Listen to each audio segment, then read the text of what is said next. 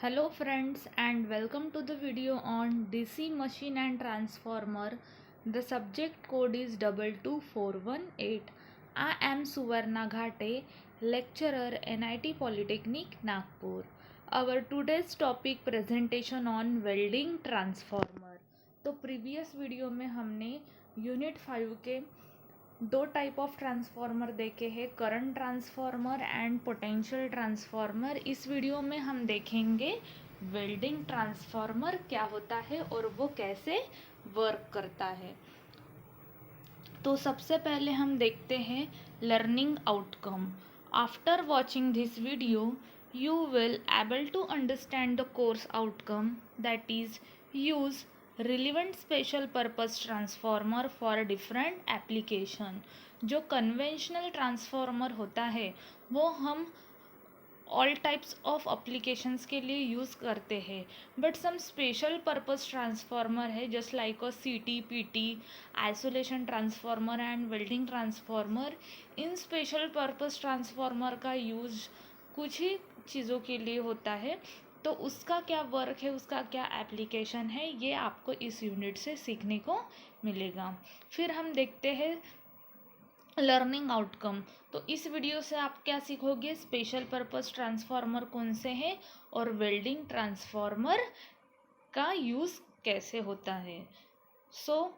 Special purpose transformer के type है potential transformer, current transformer, isolation transformer and welding transformer. तो हम potential and current transformer को already पढ़ चुके हैं। आज हम पढ़ेंगे वेल्डिंग ट्रांसफार्मर और आने वाले वीडियो में हम देखते हैं आइसोलेशन ट्रांसफार्मर। तो वेल्डिंग ट्रांसफार्मर क्या होता है? It is a step down transformer. It is a step-down transformer that reduces the voltage from source voltage to voltage required according to the demand of welding process।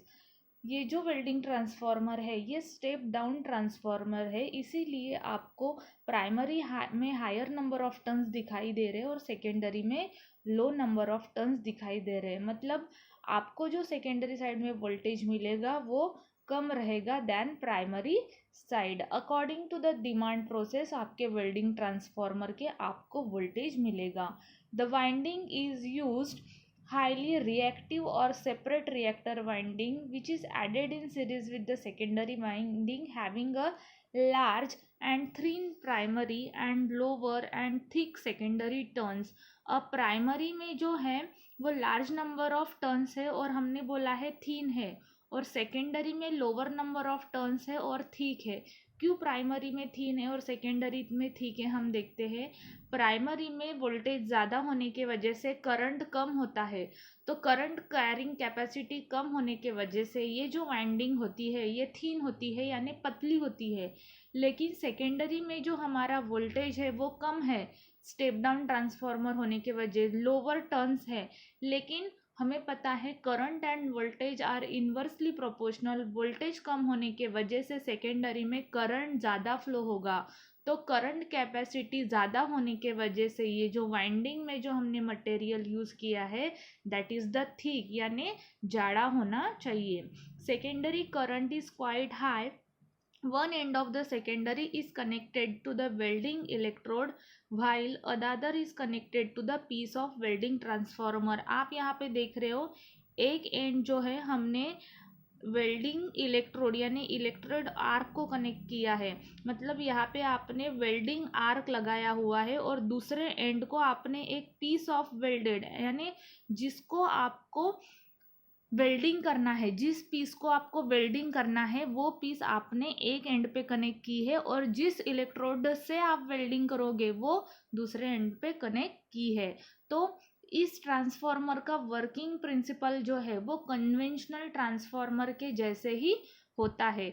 तो यहाँ पे जब आप AC supply दोगे तो इस कोर में से फ्लक्स फ्लो होगा जो सेकेंडरी में जाएगा और सेकेंडरी में वोल्टेज इंड्यूस करेगा due to the Faraday's law of electromagnetic induction. ये वर्किंग हमने ऑलरेडी सिंगल फेज ट्रांसफार्मर में पढ़ा है।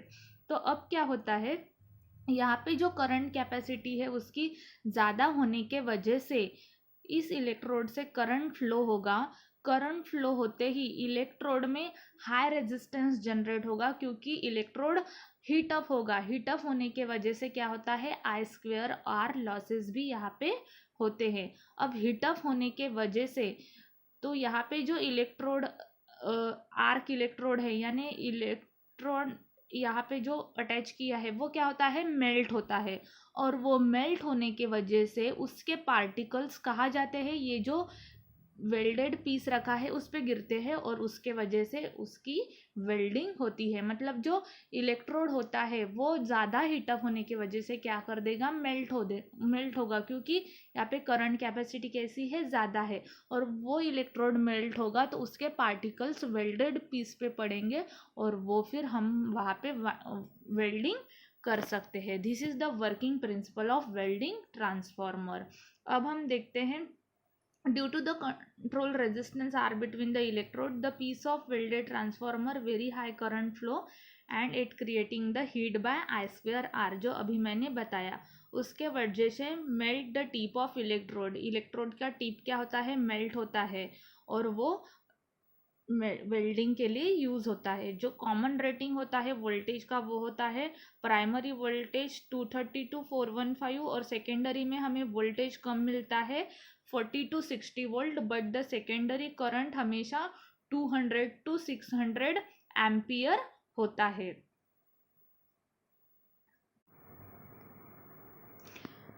200 to 600 एम्पियर में आपका करंट होता है।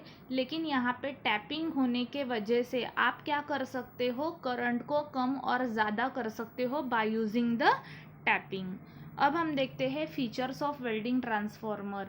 It is a step down transformer with the large number of primary but small secondary turns, therefore the welding transformer having low primary current and large secondary current. ये एक step down transformer है। इसके वजह से primary में number of turns कम होते हैं और प्राइमरी में नंबर ऑफ टर्न्स ज़्यादा होते हैं एंड सेकेंडरी में नंबर ऑफ टर्न्स कम होते हैं। इसीलिए प्राइमरी की करंट कैपेसिटी और सेकेंडरी की करंट कैपेसिटी में डिफरेंस है। The primary winding is made up with the thin wire and secondary is made up with the thick wire. Primary की करंट कैपेसिटी कम है क्योंकि उसका वोल्टेज ज़्यादा है, तो जो वायर यूज़ करते हैं वाइंडिंग के लिए वो पतला होता है। लेकिन सेकेंडरी साइड में करंट कैपेसिटी ज़्यादा है क्योंकि उसका वोल्टेज कैसा है, कम है। तो करंट कैपेसिटी ज़्यादा होने के लिए वाइंडिंग में जो मटेरियल यूज किया जाता है that is the thick wire. The winding of transformer supplies the welding current almost a short circuit condition. जो वेल्डिंग करंट होता है वो ज़्यादा मात्रा में होता है। The primary winding of transformer is connected to the supply and secondary is connected to the electrode and piece of welding transformer. Primary को हम एसी सप्लाई देते हैं, लेकिन सेकेंडरी साइड में एक एंड को हम एक इलेक्ट्रोड कनेक्ट करते हैं और दूसरे एंड को जिस प्लेट को हमें वेल्डिंग करना होता है उस प्लेट को पीस ऑफ वेल्डिंग ट्रांसफॉर्मर हम कनेक्ट करेंगे। When welding is under process supply system is continuously affected due to the voltage variation. आप कभी भी ऑब्जर्व करोगे, आपके घर में अगर काम चल रहा हो, वेल्डिंग हो रहा हो, या कहीं दुकान में जाके देखते हो, तो जब भी हम वेल्डिंग ट्रांसफॉर्मर यूज़ करेंगे तो आपके घर के लाइट्स जो है वो आपको कम ज़्यादा होते हुए दिखाई देंगे, क्योंकि वोल्टेज जो यूज़ होता है वो वेल्डिंग ट्रांसफॉर्मर में प्राइमरी साइड में ज़्यादा वोल्टेज होने के बाद वोल्टेज वैरी होता है और घर में हमारे फ्लक्चुएशन आते हुए आपको दिखाई देगा। देन हम देखते हैं अप्लीकेशन ऑफ वेल्डिंग ट्रांसफॉर्मर। तो स्पॉट वेल्डिंग के लिए, देन आर्क वेल्डिंग के लिए हम वेल्डिंग ट्रांसफॉर्मर का यूज़ कर सकते हैं। For the portable welding machine which is operated directly on a single phase AC supply. Portable welding machine में भी आप as a welding transformer directly आप यूज़ कर सकते हो।